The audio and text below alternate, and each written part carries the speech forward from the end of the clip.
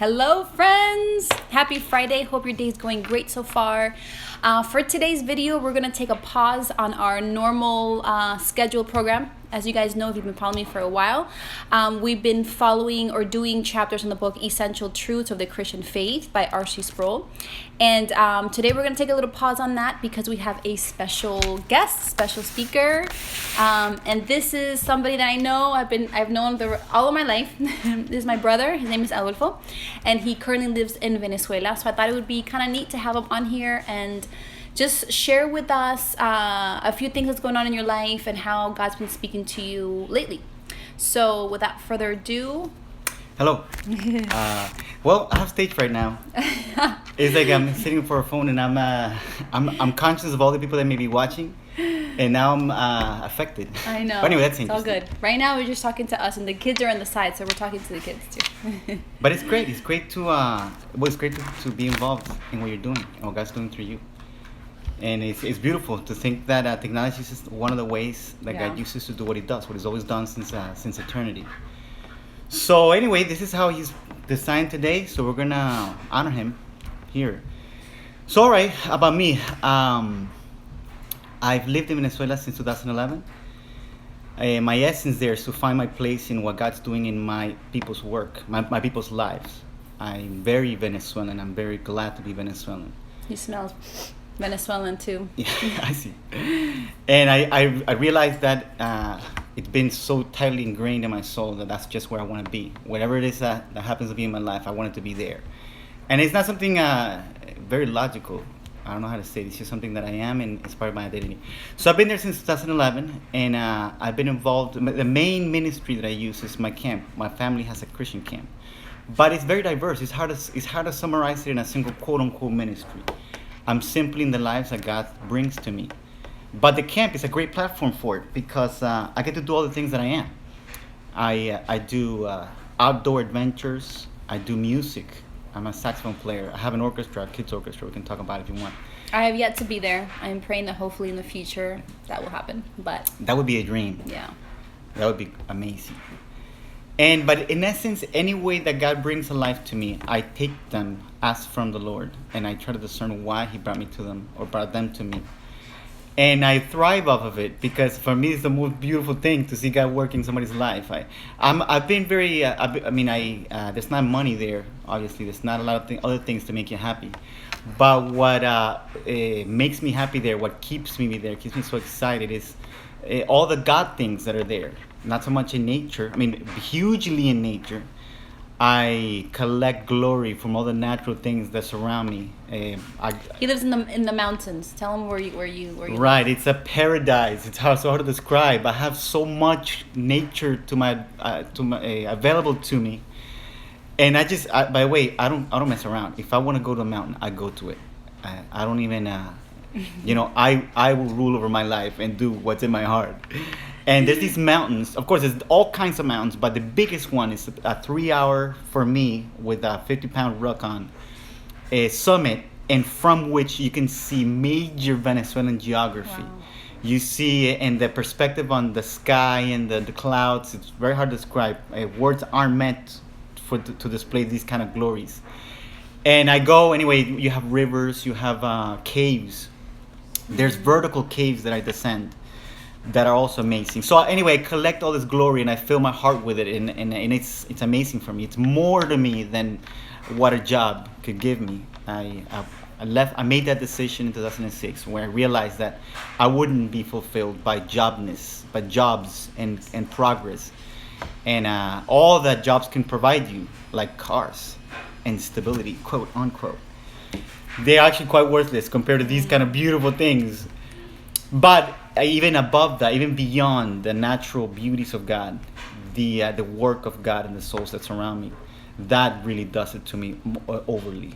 To think that He's changing souls, you sometimes you take that as something simple. That's the most difficult thing. That's the most miraculous thing, when He grabs a soul that doesn't know Him, that's not sensitive to Him, and He does His thing, His divine thing, which is where the mystery lies. How does He change a soul that is of stone, unsensitive, that is sinful. And he transformed that very sinful, that refuse of a soul, that garbage of a soul. He grabs the essence of that soul and he transforms it into one that does love him. How does he do that? That's like the mystery of the whole Bible. The whole Bible is the story of how he did it on each one of these characters. How he did the impossible. He changed them from being refuse, useful only for destruction, and transformed them into beings that are worthy of God. Wow. Well, that's what he's doing over there. That's what I love to see when he brings a soul, and to find my place there is the calling of my life. So it's a summary. Of course, I don't know how much time we got. Each one of these aspects I can elaborate on. Mostly I work with kids. I say kids, they're not kids anymore. I've been there since 2011, so they were kids, 8, 9, 10. Now they're post kids. They're more people-ish. Teenagers. Yeah, teenagers. They're more real life people-ish. Because you think of a kid and he's like a pre-person of some sort.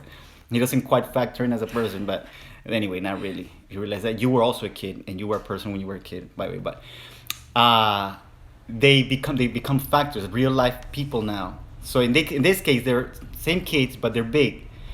And my life largely revolves around them. Regardless of whoever else God brings to me, these kids are the ones in which my life has been truly vested, And one of the big tools that I use with them is I have an orchestra.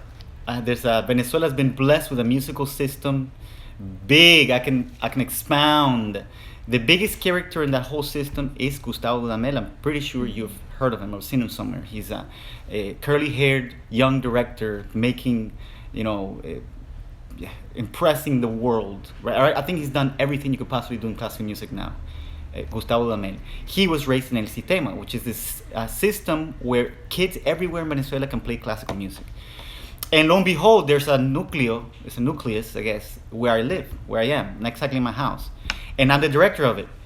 So, with this orchestra, the goal of playing classical music, and by the way, we've managed to play big things, Beethoven, Tchaikovsky, Edward Grieg, Vivaldi. That goal ultimately puts me in their life, gives me a place in their lives, and gives me access to them so that I can be in their lives. It's a lot more. I'm a lot more involved than I would be otherwise. And even just in the church concept, maybe they just come to church here and there. I'm by no means as involved in their lives as with the orchestra, where you're every day practicing hard music. And of course, the ultimate goal, the ultimate beauty of it is seeing how God uses music, uses the moments, uses the everydayness to do that marvelous thing that I was just describing, changing their soul, a step at a time. I don't know. Because God, He's the one that progresses according to His will, whether it's very slightly or whether it's major times in their lives. But and it turns out to be such a beautiful story because all that effort is collected into a concert where you display your hard work, but you ultimately reap, all this hard, you're harvesting all these emotional crops.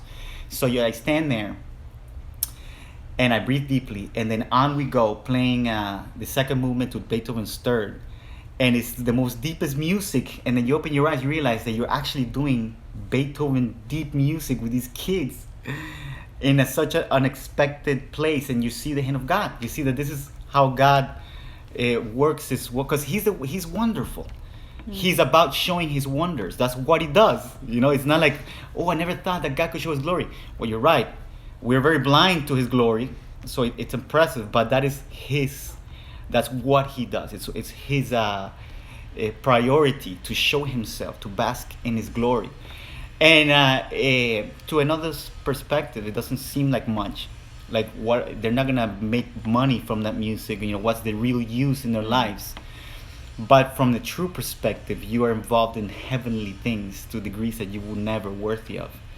You're doing music, and in that music, you feel divine bounty. And of course, it's just for a moment because it's inevitable for the song to end, and that's how you realize that you're not in heaven yet, I guess. Everything in due time, but it's just beautiful, and I thrive and live off of it. despite the necessity, because at the end of the day, you realize that you still don't have any money. You still have to survive, and God has to provide for you. But the weight of the beautiful things you've been involved is worth all the sacrifice. So to each his own. Anyway, each one of these aspects is I can elaborate the mountains. I take the boys, mostly the boys, to the big. I take the girls to the easier mountains. But for the big mountain, I take the boys because it's rough. I was in the military, so I have that military aspect to me as well. And I also find very God honoring to be a macho man. I find that's embedded into the manness. He's single, by the way. Just throwing that out there. Yeah, if you're looking at me, you don't see two. I'm not double. If that's what you mean, right? It's like, and so we take the boys and let's suffer. You load up your pack and just shut up. Let's go, and suffering. And then you're tired. Well, suck it up. And I also think that's godly. That's beautiful. And because what we're after is also wonderful. Once you finally make it to the summit, you see things that affect your life, and that's at the end of the day. That's what I'm after. A true effect on their soul. Think about that for a second. Something that actually has sway on what's happening in your heart. Wow. We're surrounded here in America by the media that is so fleeting in its effect. Endgame was the biggest movie, and it was a huge movie, wonderful story, interesting how they did it. But guess what? You've already watched it. And however amazing it was, all that effort, it's now an older movie. Now there's new movies. So all the effort that was put into making Endgame is huge, the story and all that. It is fleeting. Think about that. It's fleeting. It really didn't come to anything. It's blowing in the wind. The book of Ecclesiastes says that. It's like chasing the wind. It's vanity. Right. It doesn't affect anybody's heart in an essential way, in a true way. Eternal way, yeah. Yeah. So what's the use of it? So think how much of a waste. It wasn't a waste for them because they got what they wanted. That's money. But at the end of the day, they don't realize it's a high waste. All the money is waste at the end of the day. You have all this money and then you spend it, and then that's all you have it. That's all you have. But anyway, what drives me in this life is pursuing things that are genuine, that are valuable in a real sense. We speak spiritually, but sometimes that word, you categorize it feels a little religious. I prefer the word truly, genuinely. It's not a word that only applies to the spiritual. It applies to every soul. Every soul was designed for God. Every soul yearns for something true, meaningful, actual. And they fall into thinking that these material things would do it. It's the big lie. It's the hateful lie. When what your soul actually yearns is true from God. All the things that come from Him. So that's what I pursue with these guys. So we nature is true bounty, true divine glory coming through. So we fight, we wrestle, we make it to the summit, and then we collect our fair share of glory that God has designed for us. When the skies are spread and we see geography. What I mean is, you can look at a map and understand geography. Well, you can also get on the summit and look at the geography of this country, and from a real perspective. It's not a map. You're not even looking at a map. You're looking at the actual laying of the earth, and wow. But of course, when you capitalize all these beautiful things is when you read Isaiah 44:45, where you contrast fake gods to the true God, and you receive His testimony from His creation, and realize it is only to Him that we are that we've been designed for, only for Him. So what has been we have like maybe 5 minutes. What has been just like a truth that has really resonated in your heart lately from scripture? Truth? Yeah. Well, the latest thing was I was telling you about Vacation Bible School. We did a Vacation Bible School for these kids over there, and of course, I'm into ministry. I this quote. I'm about the things of God wherever. But when in a VBS, Vacation Bible School, I can direct all my thoughts in a very direct fashion. I don't have to be so indirect about it. I can literally intentionally. And the point this time, and it's my heart, so it's like a chance to show all that's in my heart in a very clear way. Is the theme this year of VBS was who is this, and it's an allusion to Mark 4, where Christ uses nature to open the eyes of his disciples for an instant, that they can come to grips with the fact that he was God. You know, they were hanging out with this man without the slightest clue of who he actually was. So in this scene, he uses nature to do that mighty work. And behold, when they were caught, that's the expression they who is this? Who is this man? Who am I dealing with? And that's the condition when you think you know him, and then it dawns upon you that you don't. You don't. Yeah, the immense distance that you've had in your mind from him. So the idea, once I say like that, I frame it like that, then you realize where I'm going. The use of nature, how God uses nature to affect your soul. Sound familiar? Is what I've been talking about this whole time. Yeah. And the main story is the book of Job, because again, that's what God uses to transform the life of Job. You should definitely get into Job. I don't know if at this moment, but he's reduced to the most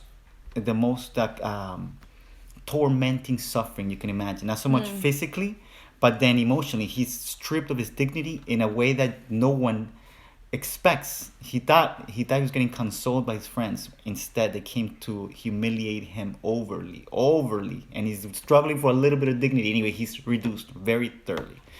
When God finally breaks silence, it is not to lift his self-esteem. Think about that for a second. Which is what I feel like we're exposed to nowadays in so many ways in the Christian church. Yeah. All everybody wants is lift your self-esteem. Everybody wants self-esteem. It's like they feel that's what they're calling it somehow. It doesn't appear that they're very keen on the Bible. Anyway, God cares less of his self-esteem. What does God do? He confronts him. He says, "I'm speaking now. Brace yourself." And he says, "Where were you when I created the world?" And he begins to use nature, and it's when I speak of nature and you see my words, I feel it's so weak in what I'm actually alluding to. But Job, you read Job, and it's what I'm saying, but with a divine umph. God himself saying, "Look at the world, and look how you measure against the world." And every word he uses, he alludes to the heavens, to the animals, to the stars. And he says, "You made the stars. Are they about you? Do you yourself decide where they belong?" And I imagine Job, looking at these things that are more than him, and feeling the humiliation. But it's a very different kind of humiliation, because this kind, what is he actually saying? I am God. All that you see is all about me, of me. This is who I am. This is the kind of God that has approached you now. And the effects are, he is lifted. His mind is lifted to God. He is now away. He's drawn out of himself. He cares less about his own. I think that's the key. I feel like it's a humiliation that leads to pointing to God, to coming before a holy God and saying, "I am nothing, but you are," and the focus ultimately is God. So you could say it's sort of like a God humiliation. God humiliation. Because it's jot this down, guys. It's God not so much that I am about myself. That no. It's I found something higher than I, and I've lost interest in myself because of this. It's not so much a self-depriving for the sake of it, but I found what I've been made for. This is what I want to be. Well, I am. So, imagine all this it placed in a material for kids. And by the way, I think children are a lot more receptive to the deep things than adults that supposedly know. And I want to criticize. They're so critical, and they have to make sense. Here we have Nathan and Lucia listening. So they're jotting down mentally. Well, they know now these words, these concepts are going to be in their mind. Pay attention, kids. For the right time, forgot to use them. But anyway, they're impressionable. It's the impression that settles into your soul. An adult wants to analyze and show how much he already has progressed and whatnot. It's like, for a second, feel the heights of the things we're talking about. So anyway, that's the latest thing. I could Cool. we can settle more about it, but that's more expensive. Somebody's at the door, guys. Nathan, can you go grab it really quick? It's like a We're delivery. live. We're live. All right, Delivery. guys. So thank you guys so much for tuning in. This video will be up for the next 24 hours here on Instagram, and it'll be up on YouTube and on Facebook as a post, so you guys can check it out there. Thank you so much for tuning in. He's gonna be here for the next month, so maybe we can, do a couple more topics, maybe sometime next week or wherever you have a chance to dig deep into scripture. But I love how we can be here talking about things of the Lord all day, and we can learn new things about Him every single day. It's going to take eternity for us to even know Him, and our pastor even says that, he says that God created eternity just so that we're able to know Him, because it'll take that long to know Him. So that's it. Thank you guys so much for watching. Love you guys. Don't forget, I accept prayer requests, so let me know if there's anything you want me to pray for. And that's about it. Have an amazing weekend. Love you guys, and I will see you on Monday. Bye. Goodbye. Farewell. Adieu.